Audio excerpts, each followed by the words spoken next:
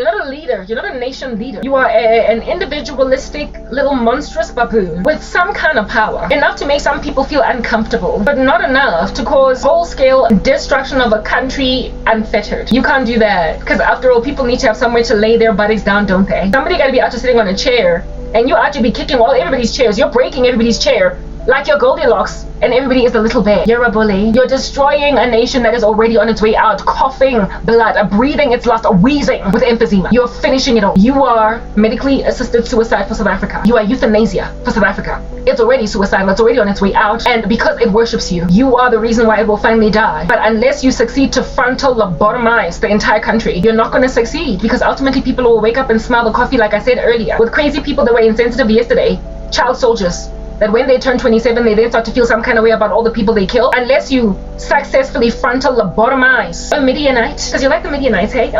You witches, witchy Midianites, middies, like pity pity, like the duck, da, middy pity pity. You just ducks, you are no teeth. No kwa. Midian, you're ducky Midianites, and instead of being ducky Midianites, you cannot, within all their idolatry in Israel, cause a people living in a cave to sit in that cave unfettered by their cave habitation without them turning their hearts over back to God, because they realized their idol worship did nothing for them. You know how Gideon was made to go and decimate the Baal statue outside of his dad's house, and they tried to kill him? And the dad was like, let Baal fight for himself, and Gideon was given another name that basically speaks about Baal, something about Baal is after you, Baal is gonna kill you. Gideon's dad stood up for Gideon and said, don't kill him, let Baal stand up for himself if he's truly God. And so of course Gideon got to live, but he in the night, because he was scared, actually chopped and sliced and diced like it's an ice sculpture next to a chainsaw, his dad's Baal statue. And everybody was like, oh, they killed our God, who kills our God, let's kill him. And the dad was like, whoa, emang hanyane, you murderous psychopaths, let Baal kill him. After all, does the Lord God Almighty not strike people dead when they mess with the Ark of the Covenant? Let God display himself as God, and so swallow the Korathite, and so swallow Korah and all of his rebellion with the earth alive. Let your God display his displeasure with people by killing people alive. And of course Baal did no such thing, right? Because God is God and Baal is not. Okay? Yeah. So Gideon got to live past that, and then the people were given emboldenment and bravery and what have you. Listen, cut a long story short, to ultimately even, volunteer for the military. Yeah, but then a whole bunch of them got shaved off when God said, let the ones who are scared, who want to save their lives, leave. And most of them left. And then the ones that are just be lapping their water when they're drinking, those are the only soldiers that were chosen. And so 300 soldiers out of how many Israelis initially? I believe it was like 18,000 or something. A very small number in comparison to their enemies, but it was still big enough to essentially kind of make some kind of a dent in their egos to say that we fought and won. Yeah, but did they first not destroy and embrace the destruction of the idol of Baal before they went against the Midianites? So unless, you can prosper to frontal lobotomize the whole of South Africa, give them a bad case of amnesia, dementia, whatever it is that you can be out there doing in these uneasy streets, unless you can succeed to cause such mental absence, like a cognitive absence altogether of South Africans, you're not going to succeed, oh crazy idol, to make people embrace and take in their stride, chilling in a cave for a lifestyle, being harassed, abused, lambasted by Midianites, when somebody is saying it's because of that ice sculpture outside of your house, otherwise known as the statue of Baal. I say ice because that's what came to my mind, but it was wood. We know that Gideon destroyed that sculpture, and he gave reasons as to why. And if at all you explain to people, okay, so like your land is all dry and she's got like the mpandlani of your Butmadlisa, okay, fruitless because of Butmadlisa and all of your witchcraft. Listen, Laloya, that's why you're dying. Duh. If at all you can convince people that that's what's good. Listen, divine intervention, trying everything else, it failing, and then turning over to God has always been a human strategy. It's always been a human thing. They always go to God last, and that's why Gen Alpha are going to be the only ones able to successfully recalibrate the scales of this country. When your false gods are evidenced as false because you still endure calamity in spite of them being all up in your cities, in your streets, in their high places, and your queens of heavens. Yeah. Ay man, you will cut those ropes around your ugly hands. Yeah, because they ugly. Listen, they ugly. Yeah. You will cut those ropes on your ugly hands. You will stop cutting people, cut 11 and making beautiful Zulu girls all scarred. You will also stop bathing people, go marung. Go morong. Maru, that's a cloud. Momorong. Like just some gravy, some soup of herbs. And that's like, you know, we are because there's like evil spirits all up on them. You will stop putting people like they are chicken and like the steak or mutton in some gravy water creating a stew. You will stop putting people momorong. What herbs? Because it's gravy. It's got herbs and spices like KFC.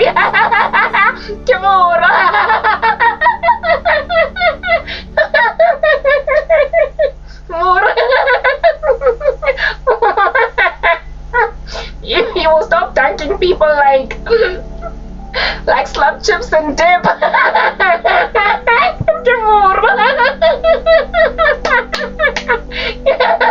You'll stop dunking your sons and daughters man. Because then they're gonna get devoured by demons who are gonna be like, oh, this is delicious, and finger licking. After all, did you not sprinkle herbs and spices on your child?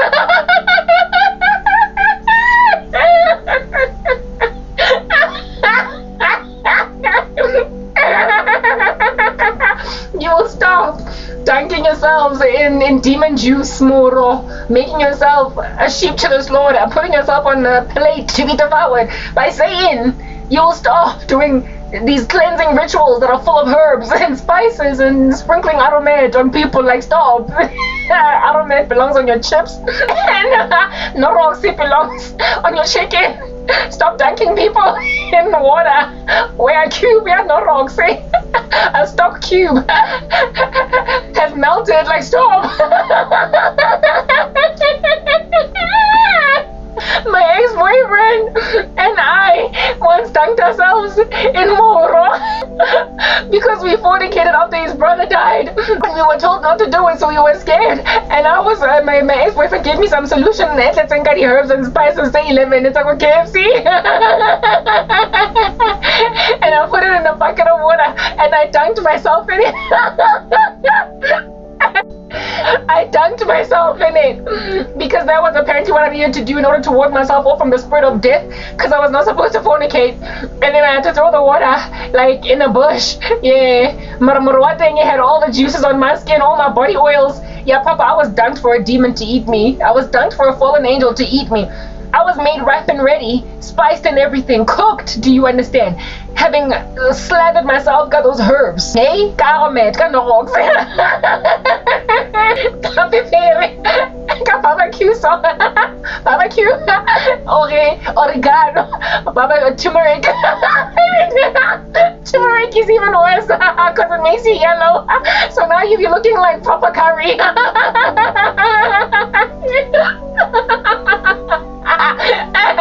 Alright guys, the stuff you do though. Anyway, whatever. So I did that once. I was once meat for the eating by demons, but then the Lord rescued me. I was saved. Like, I'm no longer all looking yellow like chicken curry or whatever. My essence is really busy. You will stop. You will take a bath 3 times to remove that turmeric on your body because it stained your skin, and you will basically start putting herbs and spices in your food and not so much on your bodies. Like, curry herbs. You will stop. Because really, nothing else worked. Nothing worked. Nothing worked. No. When then you've got an Islam takeover in the country, when your stores are closed, when everything is halal, when you're dealing with bankruptcy, when you're dealing with state locking, failed state, when you're dealing with so much violence on the streets that can't nobody breathe, when everybody's losing their houses, when everybody's getting stuff repossessed, when there's way more crime than you can ever accommodate, you will stop putting yourselves in some water that's got a stock cube in it, so you can ultimately marinate for a freaking chicken. Okay? For like a fallen angel, you will stop. So random Budma that says that I'm never gonna ever get to work again. Yeah, okay, sure, Ndoda. First of all, I'm moving to the US, so I'm gonna be removed from the principality over this country, and I'm not gonna be here to watch people get out of a tripod. A cauldron, essentially, having put themselves in there with herbs and spices and stirred themselves. They'll get out. Why wouldn't they? There's no food on your grocery shelves. Why wouldn't they? You're in a failed state. Why wouldn't they? Your economy is collapsing. Why wouldn't they? Your family members are dying away one to the other and it hurts. Why wouldn't they? There is a severity of guilt, just like with child soldiers who killed a whole bunch of people, and now the blood guilt is coming back to your memory at the forefront. Why wouldn't people ultimately abandon their idols like Manasseh when you get dragged out with hooks in your face and put in a Babylonian jail? Why wouldn't you repent? But it's gonna be too little. But it's gonna be too little, too late for Generation Z, for late Gen Z, millennials, Gen X's, and baby boomers, etc., whoever's still alive in all the generations. It's going to be too little too late. The only ones that are going to have some kind of a semblance of a normal livable country are the Gen Alphas and late Gen Zs. And even then, the late Gen Zs probably are going to be the ones that are going to be maybe like middle-aged when they start to have normal lives. It's pretty much like me. I'm in my middle age and only now I'm going to start to have a normal life, but yes, like it, man. So much disaster in the run-up too, so I missed out on a chunk of my youth. All my 30s are gone. Those are the Gen Zs that are young today, very, very young. But the Gen Alphas are the ones that are going to get to at least enjoy their teenage years and their 20s, maybe even younger than that, or King John Gen Beta or whatever. In the country, pretty much the enjoyment of what it is that were our lives when we were growing up. Even though we grew up in the latter part of apartheid South Africa, it was nonetheless fun to be a child, because it wasn't too bad in the Gusties where we stayed. All those memories are gone now. You're just evil, you're nefarious, because look at the men with whom I grew up. This guy's my mom's age, he's like 60 something. I'll never work again. What? Would he not have been among those people that were alive at the very heat and height of apartheid, that were fighting against systematic oppression in this country, that hated the way that black people were so disenfranchised, hated the way that black people were so economically just sabotaged, for crying out loud? Would he not have hated that? Would he not have hated his own poverty? Would he not have hated his lowliness and his segregation? Indeed. And yet look at him create a brand spanking new version of apartheid. Oh, hypocrite. Morning. He is my mom's age. He is exactly amidst those that came out of apartheid, just like many of the leaders of the ANC endured apartheid at the heat of its height. And yet, the youth of this country, they're not happy to now that they fought for freedom. So, lazy, seeing as they are enduring South Africa through a most heinous and a most catastrophic idol worship, and so much castigation, so much harassment, so much abuse, so much attack on the part of people who don't want to capitulate. Remember, I said that they just love pleasure. They're just pleasure hungry, so they ought to have become celebrities, but I guess they're not beautiful enough, neither have enough talent to be celebrities. So I guess all they could become are politicians. Yeah, they love pleasure. And this man is an old man that runs an entire organization. He ought love the youth. He ought love young people that he is empowering, especially within the black community, seeing as apparently they are so worried and so concerned about BEE to a point of making me hang on a noose for being so coconutty, for being like an Oreo with shoes that look like an Oreo getting a wafer. My goodness, yeah, while they are supposed to love the youth and they're supposed to actually not be as hypocritical as they are rather exploiting the youth. They're keeping them poor. And they are also so hedonistic and so pleasure-seeking. They're so hedonistic and so pleasure-seeking that when beautiful women come into the space, abale young especially, they're like, yamfuna. Yeah, what do you mean yamfuna, Ndoda? Like, first of all, you're really old, and secondly, she's here to work. Lomuntu is here to get a future, a piece of the South African dream, if you will. She's here to grab a piece of the pie that is a South African prosperity prospect. You get my point? This person is here to try and realize dreams. She's here to fulfill ambitions, and you just want to nibble into that. And if it also doesn't want you, become a lawyer. And if all things get so bad that the chick clearly will never barge, because maybe Mzalwane, or if not Mzalwane, just with a very strong spirit, because look God akazingeni indaba zokuthi uyomnibela or whatnot, bese uyamniba mayigqosha, but you block her doors, you close her in on all sides, you make sure ukuthi akazovuza ngithi nakancane into any new ecosystem. House buys get them so that's somebody's daughter. That's a black young person that represents black young people in this country, and we are the majority, for crying out loud. The blacks, that is. And so therefore, when you're out messing with the lives of youth in this country, when you're out messing with the lives of beautiful young women in this country, you're taking away wives, do you understand, from young men. And you are also taking away mothers that are going to be responsible in rearing children, basically with happiness, because we know how it is that when you give babies to crazy dudes, you be out here dealing with a bad case of postpartum depression, and so you can't even raise your kids up right. So what you're doing when you mess with a young woman walking into your corporate, working for the first time, a woman lawyer, is destroying all that future. Listen, you are an individualist and you're crazy, and you are taking away from South Africa and from black people that which is the last remaining ounce or a small little drop of morality that they have left, because frankly, quite the chunk of it is just gone. It's evaporated. It has evaporated like precipitation after it rains. It's just evaporated. You understand what I'm saying? Yeah, Labantu, they are doing that. Basing in South Africa, they have made young men so freaking misogynistic, it's not even funny. Even though they don't even know why they don't even know why they don't like young black women. They don't even know why they're so mean, why they've got it in for them. Why they're so spiteful? How I'd say all they know is that they're taking this nonsense from just a polygamistic culture that feels like women should be put in their place. And when then they don't want to basically stay in their place, you then go to war with an entire gender. You become misogynistic, and upon being misogynistic, you then cause misandry in women because they tend to love you to death. Bazokuthanda uze ubaklape, ubaharase, ubaboshwe, ubabulale until bakuzonda. So misogyny then begets misandry. Misogyny then breeds misandry, and if at all we've got a whole bunch of misandric young black women and a whole bunch of misogynistic young black men, listen, our countries are done for because our civilizations and societies not built. Our civilizations and societies not built on the steam of men and women. We are Adam and Eve, respectively. Male and female, he created them. And so if males and females hate each other, listen, there is no civilization. There is no civilization. Only a bunch of people belonging to the colorful community, LGBTQIA+++, etc., all the way to like Omega, like I said, with that like Greek alphabet, all the way to Omega. We be dealing with all different kinds of perversions of sexuality because that's the only thing that sits, that handles, right? Men hating women so much that they kiss each other, and women hating men so much that they kiss each other. And then they engage in orgies thinking that this sexual revolution has no problem with it. They engage in really loose sexual practices because then if at all you can't get loved, and so pamper your soul, pamper your spirit, you will get pleasure. If at all you cannot find love, you will try to replace it with pleasure. And so we get a whole bunch of promiscuous people, young people, spreading diseases, and then they get so bitter that they can't even raise children. They get so bitter that they can't even love abantwana.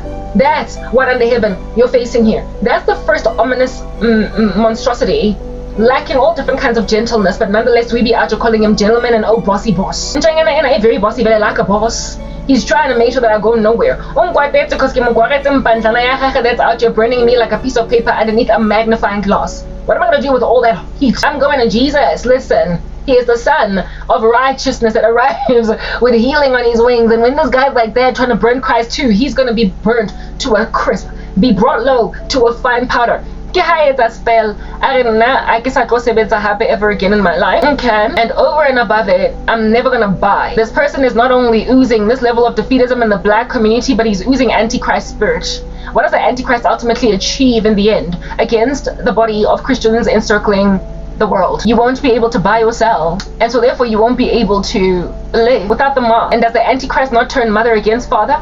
Hey, family members are to be betraying one another. The Lord has come upon the earth not to bring peace but a sword, so people are going to be divided. But the Antichrist also adores division for all the wrong reasons. God divides because, listen, if God be God, serve God. If Baal be God, serve Baal. God divides because choose today whom you will serve. As for me and my house, we will serve the Lord. So if you choose to serve idols, listen, do you. But as for me and my household, as Joshua, serve the Lord. God is God and divides for the very same reasons that family members, some two will be against three, and the two who are in Christ will love each other, while the three that are against will not love those who are with Jesus. But the devil divides. If anything, I heard a word as I was walking around the other day. Just the word was division, and it was not coming from God. Not the Lord, but Satan. When he divides not so much to cause separation. God says, be ye separate, right? And don't partake in the fruitless deeds of darkness, but rather expose them. That's the division. He does not incite us to violence. He says, separate yourselves from those who are not of our ideology. Whereas the devil says, separate yourself so you can kill, massacre, absolutely obliterate, annihilate those that are not of our ideology, starve them, parch them, make sure they can't do anything for themselves, ascertain that they can't move left or right. That is the devil. And in the end, with the mark of the beast, Satan prospers to cause family members to be content entirely. That's why it's written in God's word in 2 Timothy 3 that they lack natural affection, people of the last days within these perilousnesses. Yeah, individuals that would be able to thoroughly gaze upon their own mom starving to death and do nothing, something that yet is to be an issue in the black community. Even though you are causing all different kinds of other kinds of divisions, other kinds of destructions in people's lives, you nonetheless would never watch your own sister starve, right? Largely. Well, the devil gets to the nth degree of saying, watch your mother burn to death, hand your mother over to be killed, and starve your mother until she finally conceives. In Islam, where people leave Islam for Christianity or any other religion, they can starve their own person to death. Whereas within black society, barely ever will you get that, but you will be treated as a second-grade citizen. You will not be enabled along. Your cause will be thwarted. People will feel sorry enough for you to feed you. I will gotta be that extreme. So the one ounce of virtue that you got, listen, cultivate it. Water it like it's a plant. Otherwise, everything of you, whatever stump is left of your tree, will not regrow. Just like with Nebuchadnezzar, there was a stump left and so God grew him back. If at all you still have a stump, nurture it. You have been cut down as a tall tree. The birds have eaten out of you and now maggots encircle your roots. But cultivate and nurture the stump. Otherwise, there's no getting anything back. And the stump, the branches that are going to shoot forth from it, are the Gen Alphas, like I said, and late Gen Zs. All of y'all else are going to insist on maintaining your thing, but the Lord will always have a remnant. Even when I speak right now, some of y'all be out here gnashing your teeth. There are men high and low. They keep on cogitating. They go back to the drawing board. Buy a planner, buy a plotter, buy a schema, buy a zamubona. If at all they can't get a word in,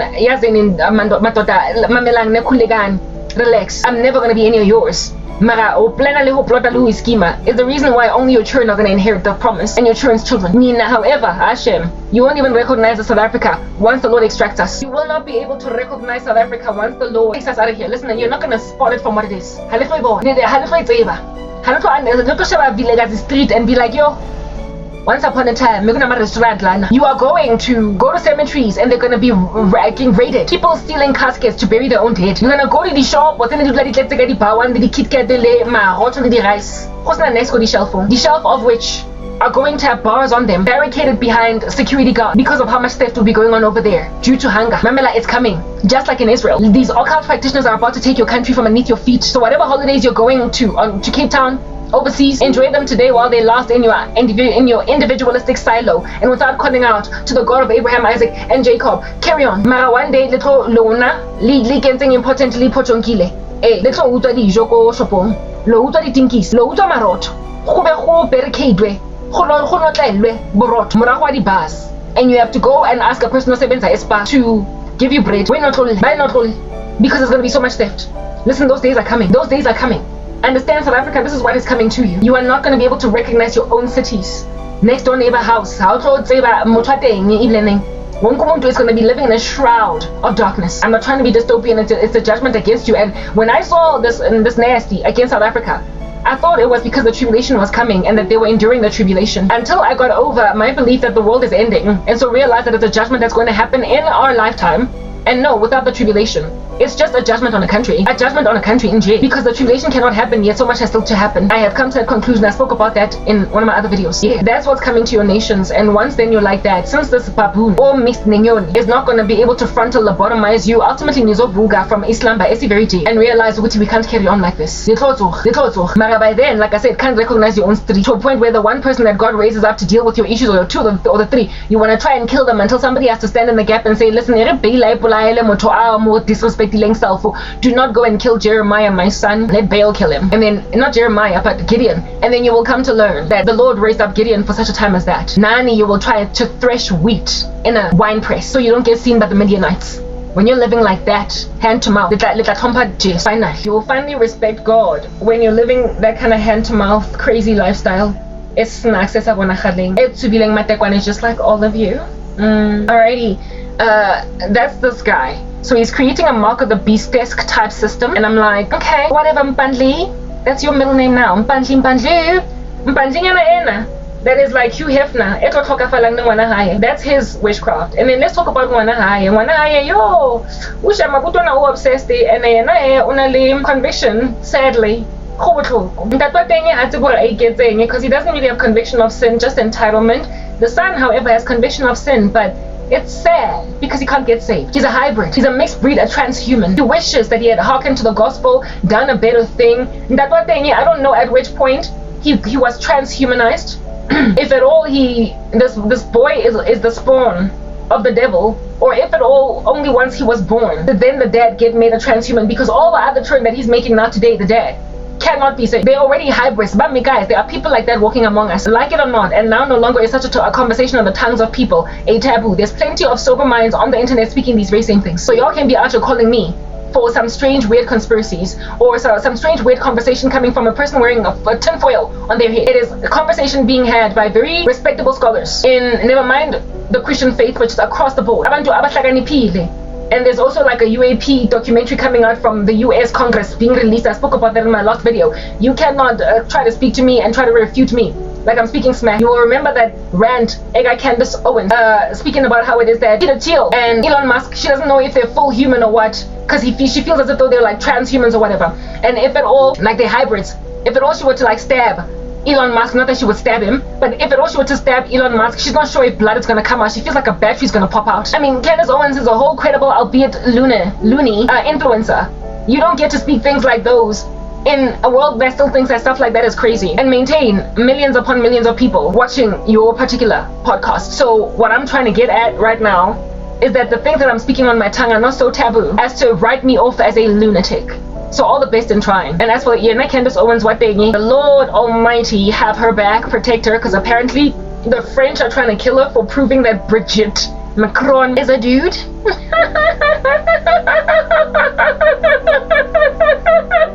I'm sorry, I'm not laughing at Candace Owens because I prayed as soon as I saw that video. Not her video, I don't watch her video. I don't watch Candace Owens things, I don't read her tweets, I don't do nothing.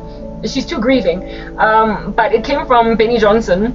And when I saw this, I was like, yo, Bandla, we oh cheeky. Listen, we don't want you dead in these streets. Like, frankly, I'm rooting for her to get born again. But apparently there's like a whole thread on Candace Owens' life, and it is like confirmed, like validated, like it's a real thread. And Emmanuel Macron is trying to like apparently kill Candace Owens because she proved that his husband, his wife is a dude. Just like that trans athlete that is Woman of the Year. That's Brigitte Macron. I'm sorry. Next maybe I was trying to pop me. Candace Owens cannot die. She's not saved yet. But I'm born again. I don't mind getting popped. But anyway, I digress. My life is hard. That's why I don't mind getting popped. I'm sorry. Now I just laughed like Tucker Carlson, something entirely inappropriate to be laughing over, but I'm laughing. But what I'm trying to get at right now, God protect Candace, okay, let's stand in the gap. But what I speak is not that taboo. It isn't taboo. Nendo Talena is a hybrid, and we are and his children, all of them are spawns. Not all of them. Those that he made after a certain time are spawns. There was a time when he was a thoroughbred human. So, like, yeah, however, will regret that this boy, the son that with whom he's gonna die, he regrets embracing the occult. Last night I had a dream, like, you know when you're just falling asleep and then you pop out of like sleep because you're not fully asleep or whatever, of frogs, y'all, the kankane that are like human sized. God euphemized it a little bit by making them more cartoonish in their stature, because if I had seen like human-sized frogs, I would have just been like so disturbed, and I'm already going through a lot, right? I've seen like standing crocodiles in my dreams, so I guess it depends on my climate, my mood. If I'm really broken, the Lord won't let me see something too grotesque, and he didn't let them look grotesque, but I was nonetheless kind of like, I was nauseated, where I saw human-sized, like tall like me, right? Frogs walking on their twos, not hopping. They were not hopping. They were not doing that which frogs do. It was out of character, and they were just walking in some absolutely incredibly, just like, listen, voluminously beautiful city. And I had understanding that it's not on earth. Not that it is either not on earth or it is not of earth, even though it is on earth, in that it's like a portal that you just kind of hop into from the earth. I don't know, but there was just like a city that I understood was either not on earth or of the earth. It certainly cannot be seen by our naked eyes, me and you out here chatting, and then you like, poke and prod away at me. No, there was a city, like a beautiful city, and there were these like frogs walked in there almost like in single file, the way that little children on tour at a museum have to walk in single file, and they have to stay close to their teacher that is out here, or the tour guide showing them like spot to spot in the museum. They were like that, but they were human-sized frogs walking around in awe of this like city, like, yeah. And I had understanding that this here city is not of earth. It is not of the earth. It's not somewhere where you can just take a bus and go, or a flight. God was showing me they go to spiritual places that the devil basically shows them, but when they go there, their DNA has to be altered, there's something in them has to be mixed. They cannot and breathe properly or be normal, so they have to be experimented on. And in my dream, these were frogs, and there's one of them frogs in the Bible represent an unclean spirit. You know how they were spirits, 3 spirits looking like frogs that came out from is it the mouth of the Antichrist or what? Or is it the false prophet? Can't correct it, but frogs ain't anything good in the scriptures, okay? Frogs are nothing good in the scriptures. There's nothing awesome about them in the Bible. They're unclean animals, just like piggies. And so therefore, listen, maybe God used that symbolically, but I have a feeling that, you know how like the one dude he can breathe underwater. The other day he actually transformed into a walrus that came at me, but then a lion like mauled at him, and that represented the Lion of Judah, Jesus, right? Yeah. like weird, random, odd, like just ominous things happen. And I saw people walking in a very beautiful city.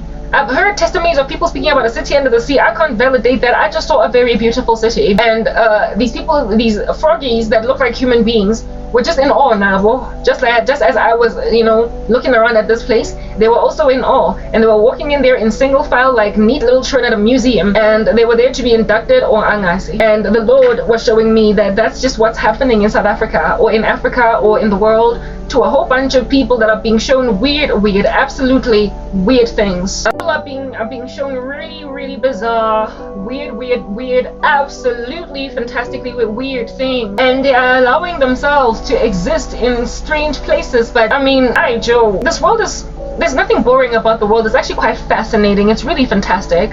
I don't know why you're not content with the earth that God gave you, but I guess if you are already a little witchy rando, if you're already a little witchy curiosity rando, you are going to see mermaid, and you are going to be invited to just kind of hang out in the water with the mermaid without dying, and you are going to go to the Bermuda Triangle and just hover over there and disappear like all those ships and airplanes over there, and then you are going to find yourself in a strange Atlantis kind of city that's just full of like lots of gold, and then you are going to like breathe underwater like a whale, and then you are going to be a frog that's like the size of a human being, walking on twos and not so much hopping on all fours. You are going to be beast trying to marry beauty, because you be out here thinking that bestiality is a thing. You are going to do weird things when you don't believe the truth of the Bible, and you're just really evil, and you've always been nefarious, you've always been curious for all the wrong things, and you've always been discontented by all the gospel that all of your grandmothers taught you. You've always been that boy into pickpocketing everybody's money, and you've always been that girl into sleeping with all the boys on the school playground. You've always been that bully on the school playground that got sick and tired of being rebuked by the school principal, and now you want him to be big enough to even handle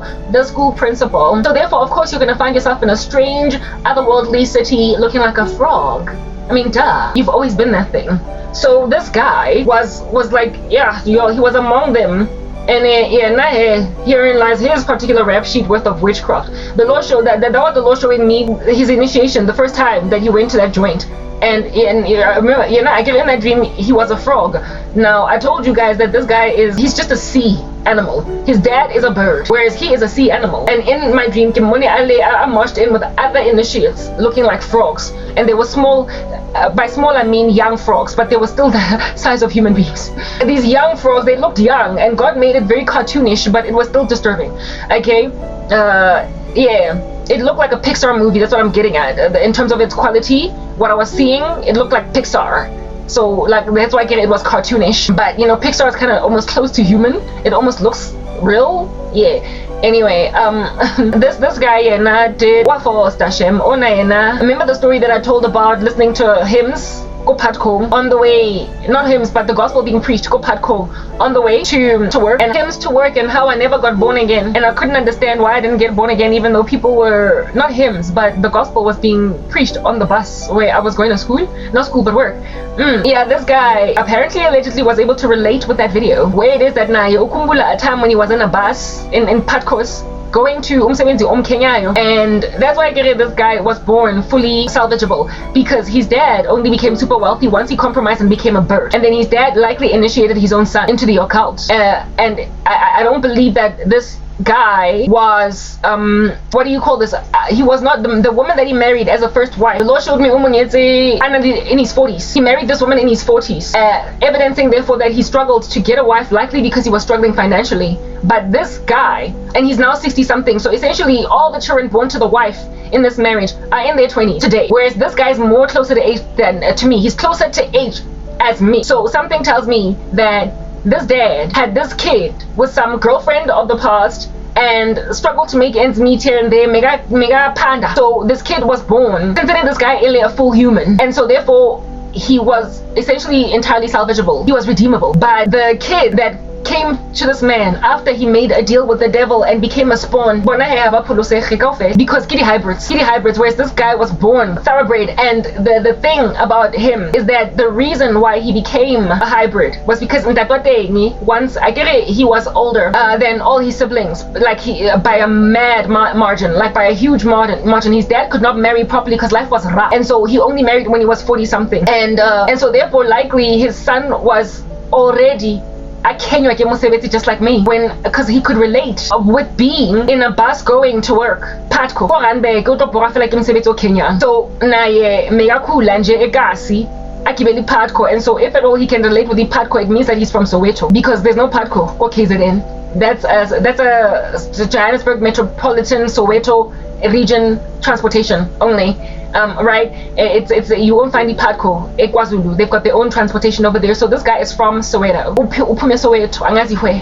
Baphume Soweto. He could relate with being in a Patco, also going to some job in Kenya as a young man. Mara, he had a job in Kenya, didn't he now? He had one. Megana, lomsebenzi lona. And ubaba wakhona was still pushing here and there, and the dad likely also had him when he was very, very young, because the dad saw it fit once he started to make imali ebonagalayo, because he signed a deal with the devil. Worship me and I will give you the kingdoms of this world. He then was like, my son, my boy, boss. Do you want to keep on being an administrator in corporate? Do you want to keep on answering phone calls or what? Do you want to keep on pushing paper? Do you want to keep on faxing documents to stakeholders? Or do you want to make real money? And this boy was probably like, yeah, Dad, I want to, because I get that these people are encouraged to recruit everyone that they can into the occult. So he was like, I'll start with my child, because it worked with me. And so his son was initiated, and his son was then taken to the same place where this dad got a mix of DNA, met aliens / fallen angels, whatever, these people that experiment on human bodies, and in this like radiant city as a frog. So essentially something had to be done to him first before he could even go to that city. And he was in it, he was there with a whole bunch of other young guys, other initiates, and all of them were looking around at this place, looking around. So he probably thought, yo, ubaba unconnected. But the dad damned him for life. The dad damned him for life. But it's not like he didn't know that that's what was happening. He heard the gospel when he was growing up. He was, upon being initiated, told to recant Jesus altogether, and he agreed. He was told to absolutely renounce any affiliations with the cross, and he agreed. So it's not like he was led into there blindly as a bat. He knew what he was doing, but he was also lied to, in the sense that the kingdom of darkness was communicated to him as something entirely different, and something that can actually stand on its own, and that there is no hell, no heaven, no whatever, just whatever. And I believe they get taught nihilism, that and then nothing gives. Yeah, okay. So again, and from that day on, he was done for. And they kept mixing him, and like, yeah, he's worse in his mixture than his dad, because he is extremely experimental. So to a point where he becomes different animals, like I've seen him as a walrus, right? I have seen him as a fish going inside the ocean, as an like a mermaid. Like his legs were finned. He had fins on his legs, and he was sitting down on a log, and then he just went into a swimming pool. Not a swimming pool, but a well, like it was in a cave, and he went into a well. Basically just going to a drawing board and trying again and again and again. And then again, he was given a mandate, a very hectic mandate, to make babies. Like as soon as in Jefela, he was in this cult. He was told hambians abantwana, and manje, this guy, like I said, I don't know if he was straight before, but they certainly gave him a passion. They gave him a perversion sexually, likely by making him sleep with all of these other young initiates in the occult. So he has a taste, a fever, and affiliation for the same sex. The dad doesn't have the same issue. The son, however, has been experimented on with same-sex unions, and so he prefers, what do you call this? He prefers men, but he married a woman. And all over these streets, that's why I'm saying but divorce, he got STDs, it's extreme. And this dude, like I said, he's worse than his dad in his mixture, but he's also more innocent than his dad. He, unlike his dad, actually had some kind of a career that he started in in corporate, and he could have just rose and worked hard and gone to school and been fine. Whereas the dad in Jefela was just always struggling from the get-go, to a point where he only married in his 40s. This guy, Onapalama Padko, in his early 20s, ayako a corporate job where he would have just grown and been like any other regular person. And he thought back about that time, because I made him very nostalgic. And he was like, why didn't I listen to the gospel back then? So only conviction of sin. But once you mix yourself and make yourself a hybrid, once you make yourself like a Nephilim, you make yourself unredeemable. And what I'm trying to warn people of right now is, don't join the occult, because mamela, once they convert your DNA, your genes, you can't get saved, but you will still have desires to revert, like after a silk press, back to God, so you can have your tendrils again. But you're gonna have heat damage, and there's no reverting. But for cutting that whole mane off, your glory just goes, and there's no coming back to God. So you will be like the demons, you will be like the fallen angels, unredeemable, however, remembering heaven, and it's going to be a sore point for you to live on earth. You're going to be highly suicidal, you're going to wish you could recover to God, but God is going to, just like with Esau, seeing as you hated your birthright. Timothy Alberino, therein lies his book again. Seeing as you hated your birthright like Esau, you despised it, you will not be, God will deny you repentance. God will deny you repentance. You will beg God, you will beg him. This guy has been groveling, he's been praying, and God has just rejected him time and time again, because he's essentially like a Nephilim, like a fallen angel, but he was given everything to make this informed decision. He was given everything to make this informed decision. He was given absolutely everything he needed in order to make this informed decision, but he didn't make it. He didn't make it in the right way, and so now he is sitting in deep regret, unlike his dad, who feels nothing about Jesus. He's not even convinced altogether when I speak. But the son, Moja, and I'm sorry, like, I feel sorry for him every so often, the way I have compassion for 5 seconds and then I just get over it. I get over it. Because uyang abuser, and he's the Thabo Bester. Remember earlier I spoke about Thabo Bester. Now who is Thabo Bester? It's a good it's 8 minutes past 5 in the morning right now, so I'm starting to feel some kind of tired, but it's alright. Let's just keep pushing. Thabo Bester is this random crazy rapist and murderer, killed 2 women, and I believe he raped them first, went to prison for it, and then Impenjake from long ago, from back in the day, from university, Nandi Pamakutumani, some beautiful chick that finished her degree and got her medical degree, was now, I believe she was a dermatologist or something. That was the particular field of medicine that she was in, and this chick literally broke him out of prison. It's all like, my thing is, Nandipa, why didn't you date Thabo when you were in tertiary? Why didn't the two of you, apparently they worked together doing promotions or whatever, like they were nabafetana. Why back then did this man that you then finally came to realize is the love of your life, why didn't you realize then that he was the love of your life? That's how magic works. You be out there walking up and down, frequenting people into bafeta first stop, well, hey dude, unjani, chest bumping, hugging, maybe once making out, but you never ever became a couple officially. And then one day you've got such strong feelings that you think that he is your Clyde and your Bonnie. And as a woman, how in the world are you breaking a man out of prison as a whole doctor, and this man that you're breaking out of prison murdered and raped women? That's why he's there. It doesn't make any kind of sense, especially considering they had a history together where they didn't date. They chose not to. Nandipa went and married her own husband and had children with 2 kids with him, and then she betrayed that marriage with Thabo Bester when Thabo was in prison. Likely what Thabo did with Nandipa. You know, listen, I can relate with Nandipa and what happened over there. There are guys that you've got very strong feelings for, or you've got a crush on when you're growing up, Mara, because he's so fly. You all know that Thabo Bester is really cute, right?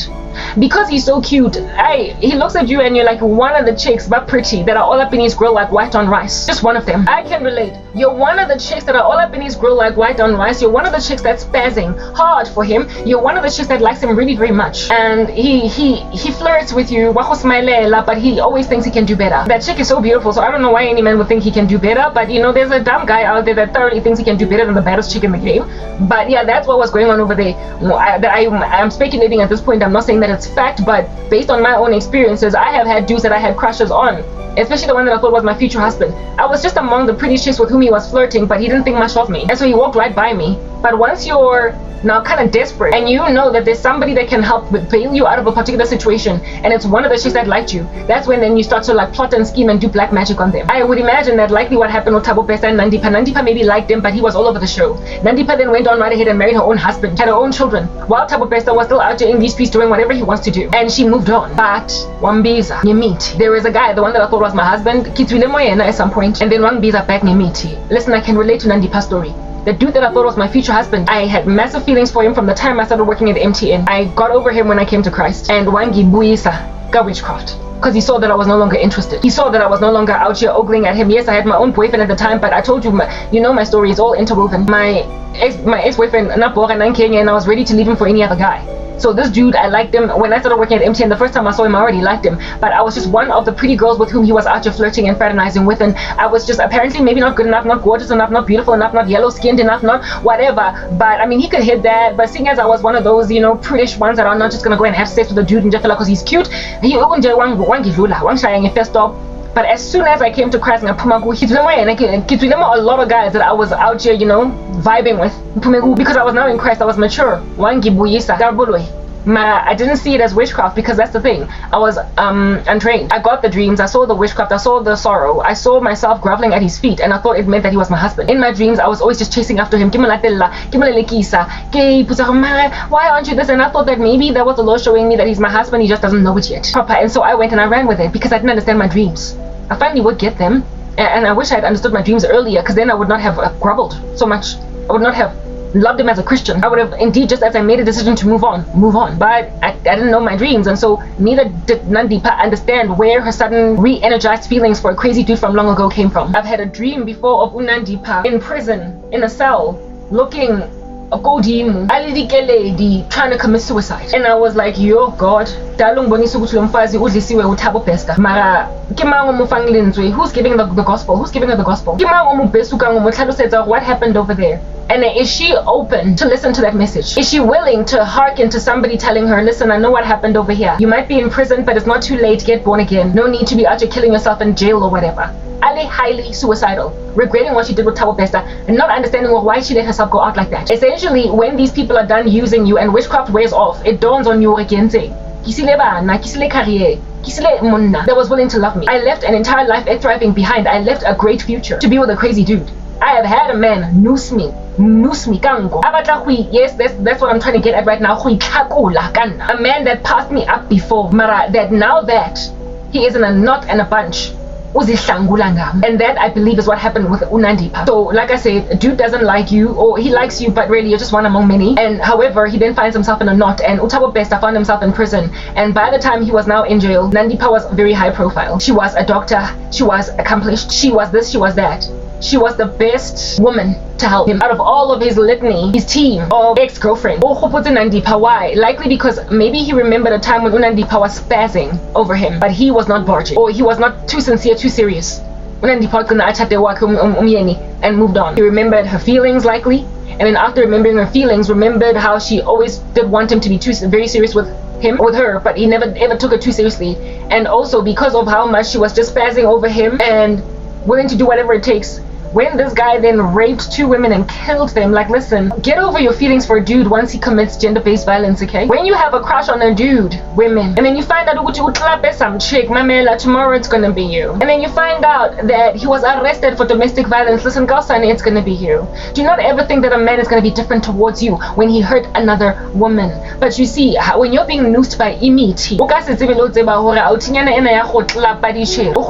so you're gonna overlook izinto ezi very grave and dire, like murder and rape, because that's exactly what Thabo Bester did. He is the bane of South Africa's existence. He's the type of guy that we lament against. Apparently Thabo Bester was the Facebook rapist. The Facebook rapist, because he would meet these chicks on Facebook and